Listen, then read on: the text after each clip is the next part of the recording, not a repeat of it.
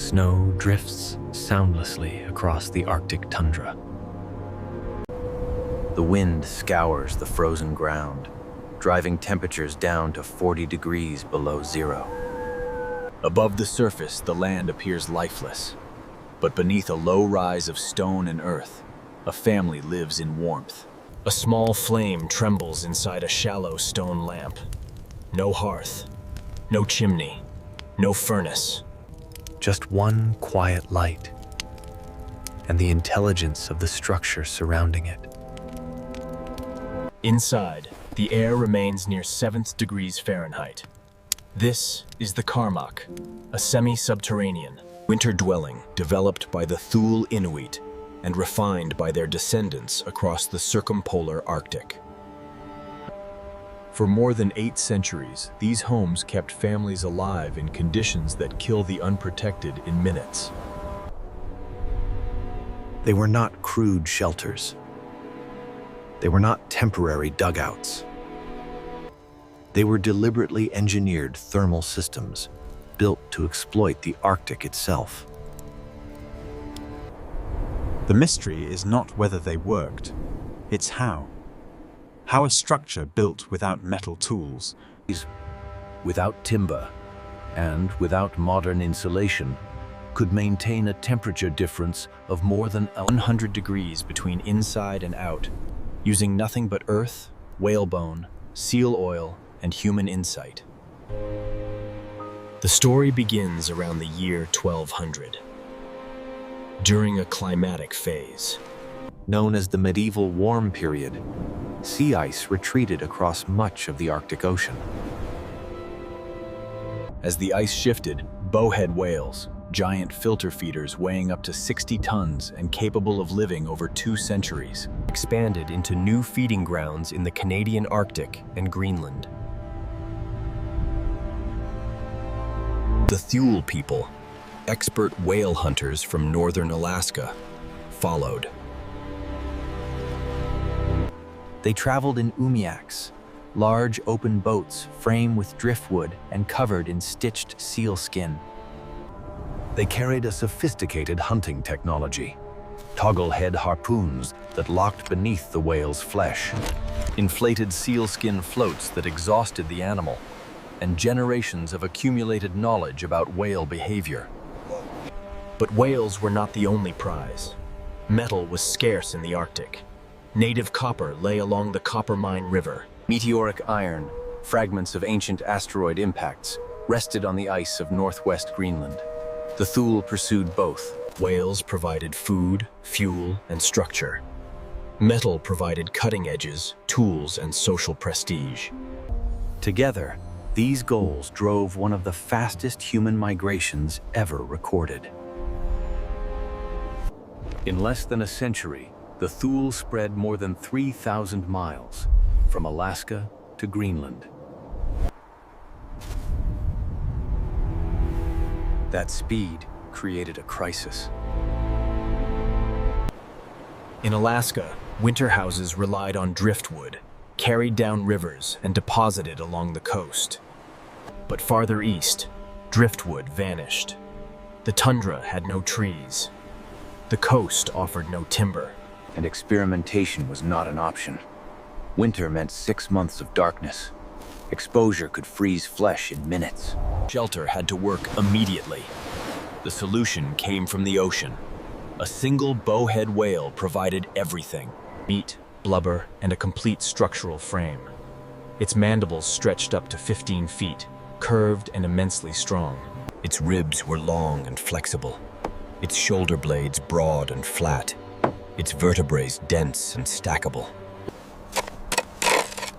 Excavations reveal houses built from the remains of multiple whales. Some were reinforced with walrus skulls embedded directly into the walls. The Thule did not simply hunt whales. They turned them into architecture. But bone alone could not create warmth. The real innovation began underground. Beneath the Arctic surface lies permafrost, soil frozen year-round, sometimes hundreds of feet deep. Above it sits the active layer, which thaws briefly in summer and refreezes in winter. While Arctic air temperatures swing violently, the ground below remains stable, hovering just below freezing. The Thule understood this. They excavated pits 3 to 4 feet deep, using whalebone shovels, antler picks, and stone tools. Often, they waited for summer's shallow thaw, scraped away inches of soil, and repeated the process day after day. The result was a house sunk into the earth. This reduced exposure to wind, the Arctical's greatest heat thief. Wind strips away warmth through convection, but Earth does not move. By embedding the structure into frozen ground, the builders created a massive thermal buffer. Heat could escape only slowly. Over the pit, the frame rose. Whale mandibles spanned the opening as primary rafters. In some designs, 3 massive bones were lashed into a tripod using baleen, the flexible filtering plates from the whale's mouth. Ribs formed a secondary lattice. The entire structure relied on compression and geometry. No nails, no fasteners. Then came the sod. Arctic sod is not loose soil. It is a dense mat of roots, moss, and frozen earth. Cut into heavy blocks and stacked like bricks, it formed walls nearly a meter thick. The living roots faced inward. Over time, they grew together, self-sealing cracks, strengthening the shell. Snow completed the system. Snow is mostly air. Trapped air is insulation. As winter progressed, the house became warmer, not colder. Inside, a single quillic, a seal oil lamp carved from soapstone, did the rest. Seal blubber was rendered into oil. A wick of dried moss floated on the surface, burning with a steady flame. The lamp provided heat, light, cooking, water, and it was tended by the woman of the house. Her skill determined survival. Too much oil wasted precious fuel. Too little, and the house cooled. The quillic was the heart of the home. But fire creates danger. Burning oil consumes oxygen and produces carbon monoxide. An airtight house would suffocate its occupants. Ventilation was essential, but opening the house would bleed heat instantly. The solution was elegant.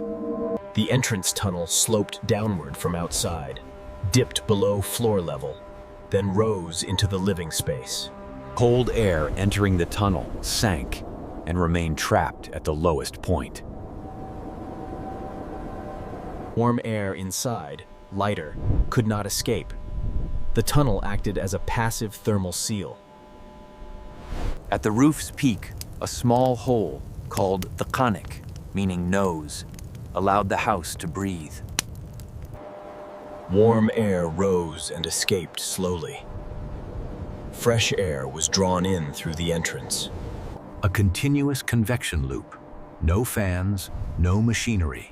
Pure physics. Inside, life was organized vertical. Sleeping platforms were raised 2 to 3 feet above the floor, the warmest zone. Caribou and muskox hides formed thick bedding. The floor remained near freezing, used as cold storage. Every feature served a purpose. Nothing was accidental. The house was not a container. It was a machine. The Carmack was a lighter variation. Stone foundations with skin-covered roofs, used in spring and autumn.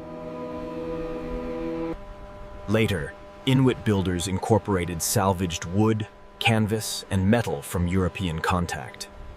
creating hybrid structures for larger families. But these homes were more than functional. They were symbolic. The dome was the sky. The tunnel was a birth canal. The lamp was the heart.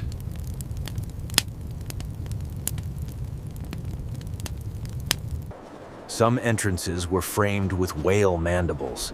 The house became the whale itself. To enter was to be swallowed.